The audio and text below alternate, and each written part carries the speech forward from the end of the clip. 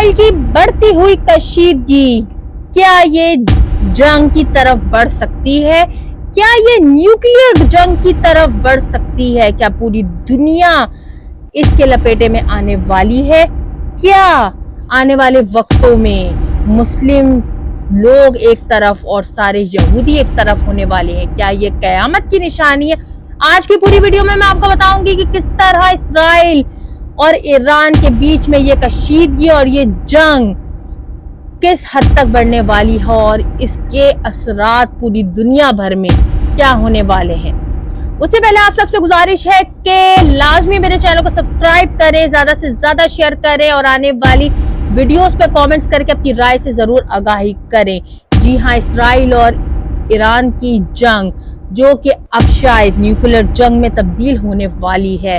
یہ جنگ شروع ہوئی تھی کہ ایران جو ہے وہ نیوکلیئر پاور بننا چاہتا تھا، نیوکلیئر کنٹری بننا چاہتا تھا، لیکن سارے یہودیوں نے مل کر یہ فیصلہ کیا، یعنی امریکہ اور اسرائیل کے علاوہ جتنے بھی یورپین کنٹریز ہیں، انہوں نے سخت مخالفت کی کہ اگر ایران خود مختار اسٹیٹ یعنی اگر وہ نیوکلیئر اسٹیٹ بن جائے گا تو خطے کے امن کو نقصان ہوگا۔ اور یہ سب کو پتا ہے کہ خطے کا امن کون برباد کر رہا ہے۔ جی ہاں، خطے کا امن برباد کرنے والے یورپین ممالک اسرائیل اور امریکہ ہے، جو کہ مسلسل لیبیا، سیریا اور غزہ کے مسلمانوں کو شہید کر رہے تھے بلا وجہ۔ غزہ کو، فلسطین کے لاکھوں لوگوں کو انہوں نے شہید کیا۔ ان کے ملک کو تباہ اور برباد کرنے میں اسرائیل کا کتنا بڑا ہاتھ ہے اور امریکہ کی اس کو سپورٹ۔ تو خطے میں امن جو ہے وہ یورپین ممالک اور یہودیوں کی طرف سے ہے۔ دنیا کو پتا ہے کہ خطے میں امن کو برباد کرنے میں یورپین ممالک، اسرائیل اور امریکہ شامل ہے، لیکن وہ سراسر الزام جو ہے وہ ایران پہ لگا رہے ہیں کہ اگر ایران نیوکلیئر اسٹیٹ بن جاتا ہے تو پوری دنیا کے امن کو نقصان پہنچے گا۔ جی ہاں، میں اب آپ کو بتاتی چلوں کہ ایران اور اسرائیل کی جو جنگ ہے یہ بہت زیادہ جو ہے وہ بڑھتی ہوئی نظر آ رہی ہے۔ اور یہ بڑھتی ہوئی کیوں نظر آ رہی ہے؟ کیونکہ مسلسل ایران اور اسرائیل کی طرف سے مسلسل ایران پر جو ہے وہ نیوکلیئر سائٹس پہ حملہ کیا گیا۔ ایران کے کافی بڑے بڑے سائنسدان جو ہے، سائنٹسٹ جو ہے، ان کو شہید کیا گیا۔ اس کے علاوہ جو ہے وہ ان کی نیوکلیئر جو سائٹس ہیں، جو کہ ان کے ڈیفنس سسٹم کے جو ایریاز ہیں، ان کو شدید نقصان پہنچا ہے۔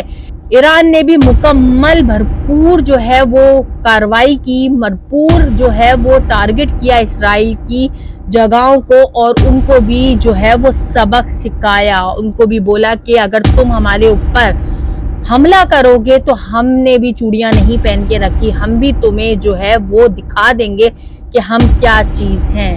جی ہاں، ایران کو سپورٹ کرنے والے پاکستان بہت زیادہ سپورٹ کر رہا ہے۔ پاکستان نے ڈیفنس سسٹم جو ایران کا ختم ہوا ہے، خراب ہوا ہے، اس کو صحیح کرنے میں پاکستان نے مدد کی ہے۔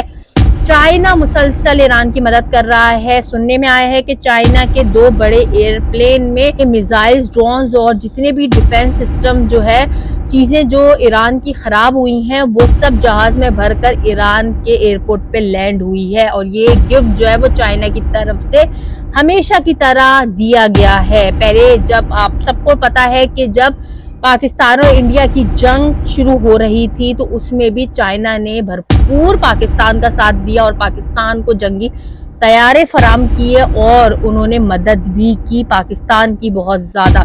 اس کی بنیاد پہ الحمدللہ ہم نے انڈیا کو جو ہے وہ شکست دی اور ہم جنگ جیت گئے۔